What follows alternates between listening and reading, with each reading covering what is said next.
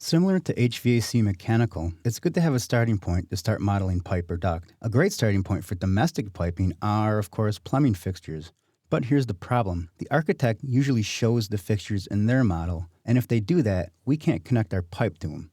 So what do? By adding just the connections to the fixtures that the architect provides is a good way to not have to copy all of the items into your model, duplicating the effort. This will give you the proper systems and allows you to model a little more freely. So to get started, let's make sure we're in the plumbing plan, floor plans, 1 plumbing. Let's zoom in on this lavatory area. On the View tab, click the Callout button. Let's make a callout of this area right about here. Remember, we can always adjust the callout later. Let's double-click on the callout. In the Properties, let's rename it. For View Name, instead of Callout 1, let's call it Typical Lavatory. And click Apply. The next thing I want to do is turn off the hatch pattern on the floor. We do that by going to Visibility Graphics. Type in VG. Notice that we can't change anything. Hit Cancel. Under View Template, click Mechanical Plan.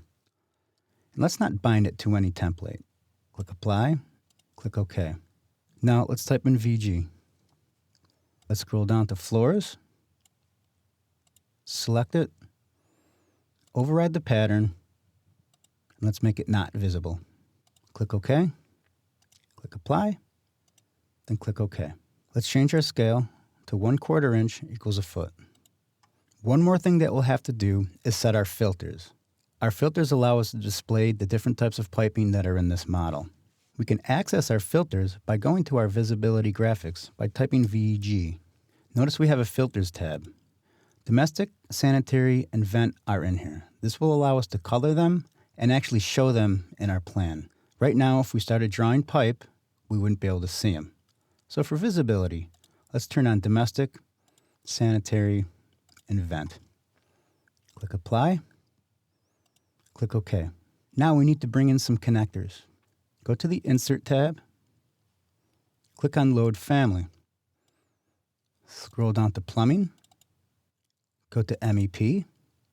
Go to Fixtures. Go to Connectors. And let's select all of these connectors. Let's click Open. Let's zoom in on this first toilet.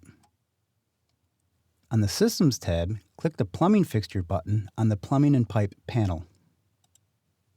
In the Properties, let's click the Type Selector dropdown. Let's select Pipe Connector, Domestic Cold Water. Let's go ahead and place that right on the back of this plumbing fixture.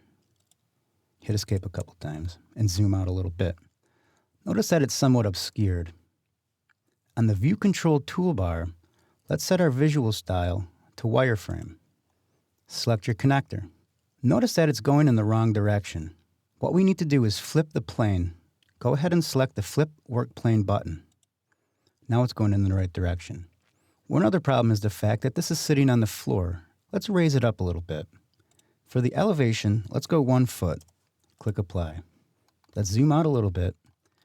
Notice that we have a very generous mechanical chase. To start drawing pipe, go ahead and select this little icon right here. And we can start drawing our pipe.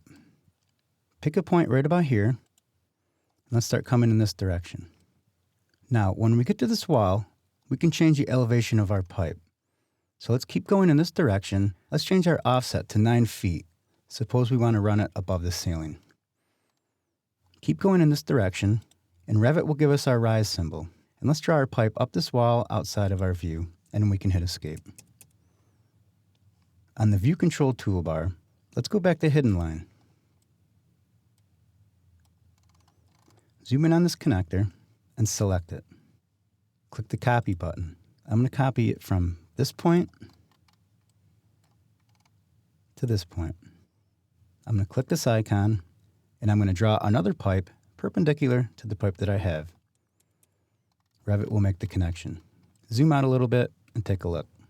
So, by stubbing out the fixtures, we're able to route our own piping. The nice thing about it is we can actually still create a system without having to copy the toilets into our project. This will eliminate the chance of the architect and the plumbing engineer showing different fixtures. Check and see if your company is doing it this way.